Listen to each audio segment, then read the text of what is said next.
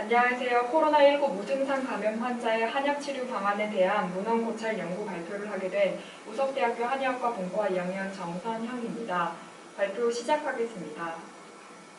첫 번째 서론입니다. 2020년 9월을 기준으로 코로나 누적 확진자 수가 국내 2만 6천여 명, 전 세계 5,400만 명을 넘어섰습니다. 방역 당국에 의하면 국내 확진 환자 중 30% 정도가 무증상 감염 환자에 해당합니다. 이처럼 무증상 감염이 상당한 비율을 차지하고 있음에도 불구하고 무증상의 경우 자가격리 외에 뚜렷한 치료 방법이 없는 것이 현실입니다. 하지만 중국과 한국에서는 무증상 감염자라 하더라도 한약으로 치료하는 방법이 사용되고 있으며 환자에게 도움을 줄 수 있을 것으로 기대되고 있습니다. 따라서 본 연구에서는 코로나19 무증상 감염 환자를 대상으로 한 한약 치료에 대해 고찰해보고자 하였습니다. 두 번째, 연구 방법입니다. 검색 엔진은 영어권에서는 펌메드를, 중국에서는 CNK와 왕팡을 사용하였습니다.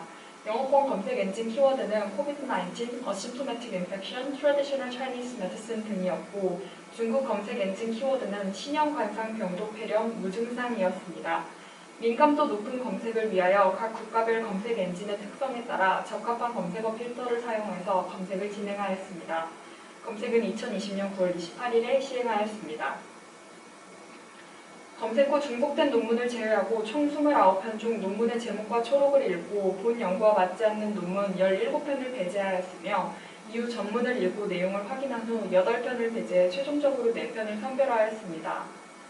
문헌의 선정 기준은 출판 형태나 언어의 제한은 두지 않았고 첫 번째 한의학 치료가 중재인 연구, 두 번째 코로나 무증상 감염 환자를 대상으로 한 연구 등을 기준으로 해 기준과 맞지 않는 연구는 포함하지 않았습니다.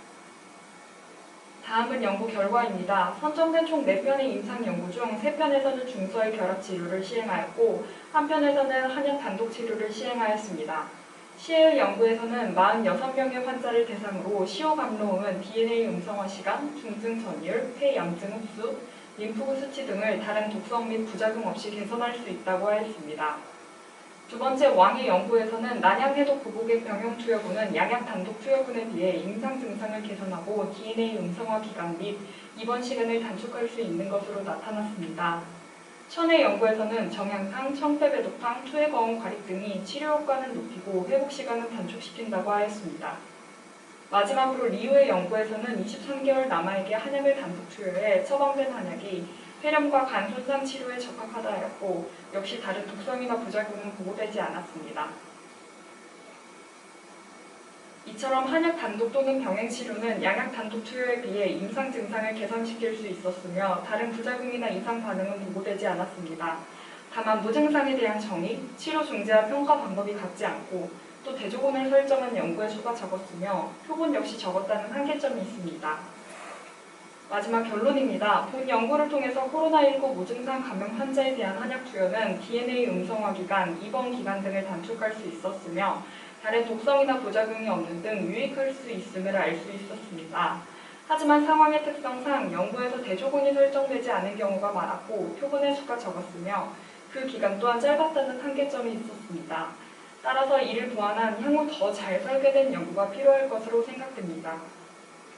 이상으로 발표를 마치겠습니다. 감사합니다.